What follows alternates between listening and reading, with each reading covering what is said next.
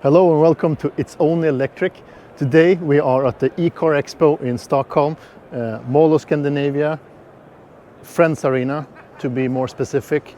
This is my hometown, so a must do for me.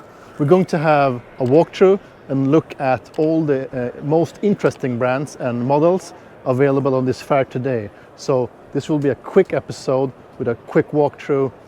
Let's go.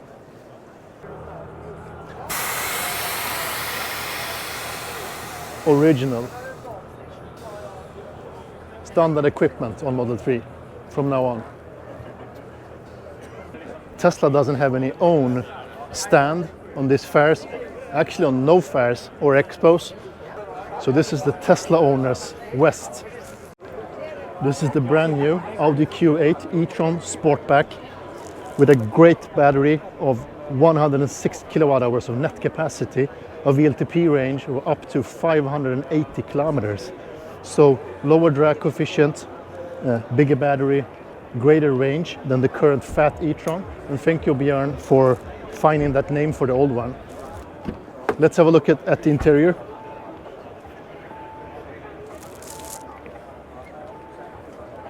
Digital side view mirrors. As always in Audis, a great cockpit with very nice materials and sporty but yet luxury. Let's have a look at the boot. Yeah, there it is. You never know how to open the boot, but it's a Sportback, so you don't have the full capacity and the full height, but still looks like a decent size loading capacity.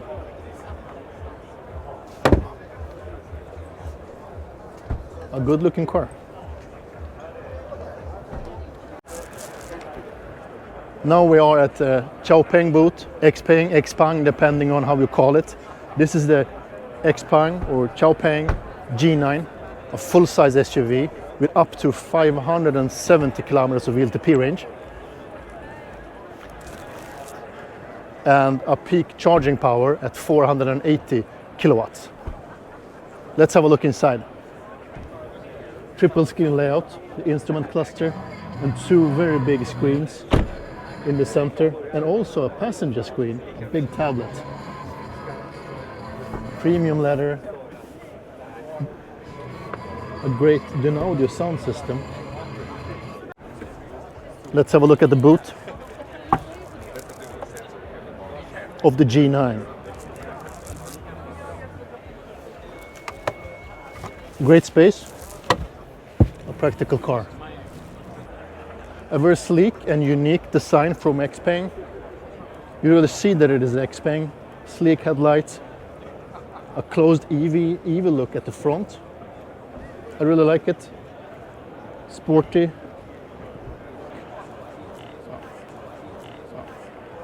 And if you have a look at the P7, you really see that this is the same brand. So they have a very strong brand design. Also very good looking sedan in the same class as the Tesla Model 3. The newly released European version of the P7, not the Chinese version, with updated charging. So now it has a capacity of 175 kilowatts of peak power charging. That's good. This car is a bit bigger than the Tesla Model 3. It's in between Model 3 and Model S. Maybe a good contender to the Neo ET5, for instance. Let's have a look at the boot. A classic sedan with decent capacity, a bit small opening, but that's what you get when you have a sedan car. So 440 liters of boot capacity. That's decent in this class.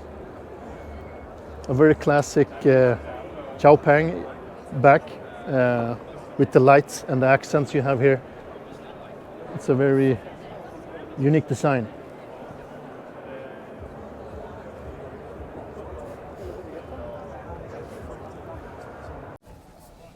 I'm sitting in the Smart #1. This is not the old Smart brand that you are used to. This is a restart, a reboot. It's owned 50% by Mercedes and designed by Mercedes designers, built in China, and the rest of the 50% is owned by Geely. So it's built on a Geely platform. And as I said in the beginning, this is a whole nother level of car. It's a lot bigger than the Smarts that you are used to, the small Smarts. A bigger car. It's more premium. It's a different car. This is the Smart #1 premium version. So it has a VLTP range of 440 kilometers, a gross capacity of 66 kilowatt hours, 272 horsepower. So it's a quick car. Very soon we're going to jump into the Brabus version of this car. Let's speak about that soon. As you see here, you can even play with the little fox here. You can throw a ball to him. There it is. It's playing with the ball. The fox is a football player. Come on, Foxy. A playful Chinese design of the screen. May change in the future, I'm not sure.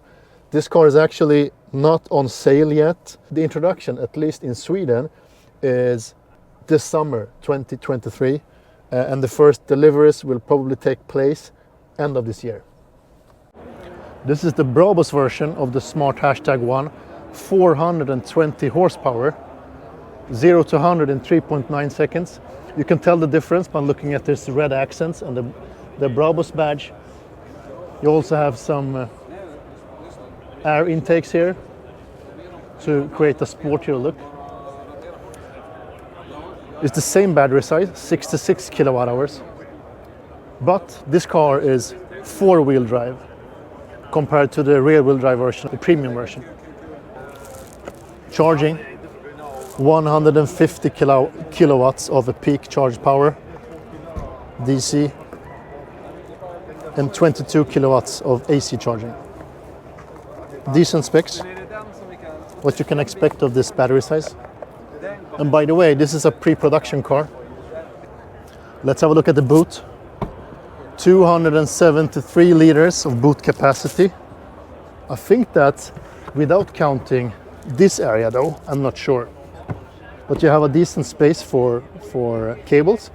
And this car is actually running or having the premium sound system. This is the Brabus. It's running audio by Beats. You also have a ski latch on this car. That's good. And a 40-60 backrest split for storing bigger things. A powered tailgate. That's good on this class of a car. Nice looking lights. A softer touch in the design going to the whole back end of the car. And a grey matte finished color. This car actually has a frunk. It's a small one, but you can like store your phone in here. 15 liters, perfect. This is the Hyundai boot. Behind me I have this Back to the Future car. Really looks or resembles the iconic DeLorean car. This is called the Vision N 74. It's actually a hybrid. It's a hybrid car with a mix of hydrogen and classic EV. So it has around 60 kilowatt hours of battery capacity combined with the hydrogen power. It delivers over 600 horsepower, 670 horsepower. It's just a concept car, so it will probably not happen and look this way when it actually gets released. But let's see. It looks really stunning though. It's a great design, special wheels and hubcaps. A very long car with an extremely long hood. I don't know why, but it has it. And look at this wing.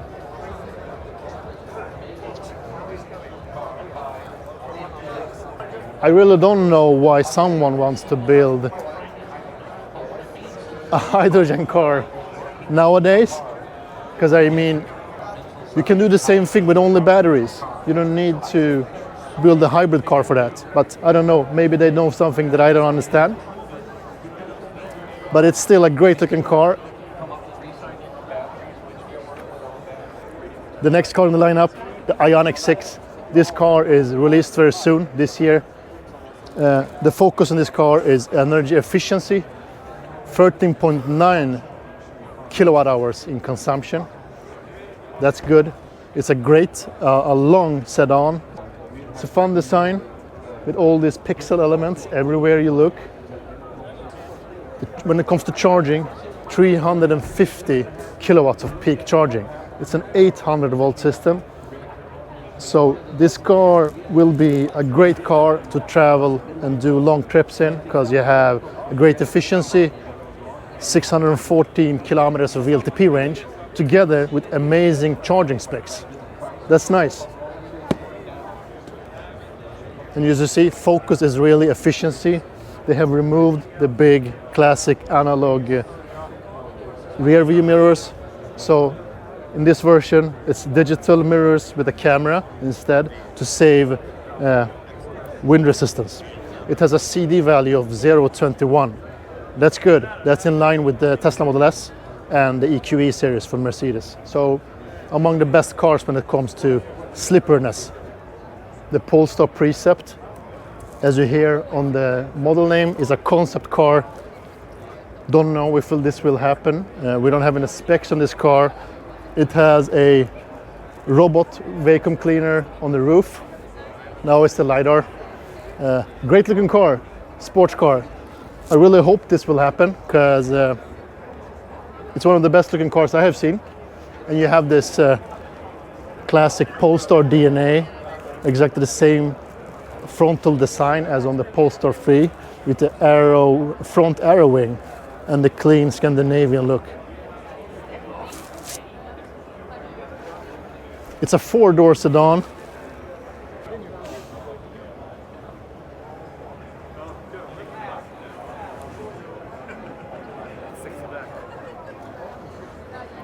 I really hope that there is a camera instead of a rear window, because you won't see anything looking in the mirror. The updated Polestar 2 with a bigger battery, now it has a gross capacity of 82 kilowatt hours. It has more horsepower and a longer range. The longest spec version, the long range rear wheel version of this car, has a total range of 635 kilometers. This car is now for real competing in this segment. I mean, it's a big difference. The price is a bit higher, but still a great update from Polestar. So the long range dual motor performance version has a range of 592 VLTP kilometers and does 0 to 100 in 4.2 seconds. That's a good performance. So all the versions of the Polestar 2 now has better range, higher efficiency, and better performance overall. The performance version does still have a great range compared to the old performance version. You have 592 kilometers with the performance version of this car with 476 horsepower. That's great. So you can buy a performance car without losing any range, actually. Another great update is that they have moved from front wheel drive on the basic versions to have rear wheel drive instead. A really good update and a smart decision from Polestar. I like it. This is the next coming model for Aura. It's called the Next Aura. Creative, huh? It's a very special design. Round flow. Very unique in its segment. Look at this wing, arrow wing. Almost looks like glass. It's not though. But a very slim wing. When it shuts down, it's like streamlined. It's a big car, but it looks small because of its shape. This is actually almost 4.9 meters long. It's not introduced to the Swedish market yet. It will be later this year, probably in Q3 this year. And it will probably be available in 2 or 3 different variants.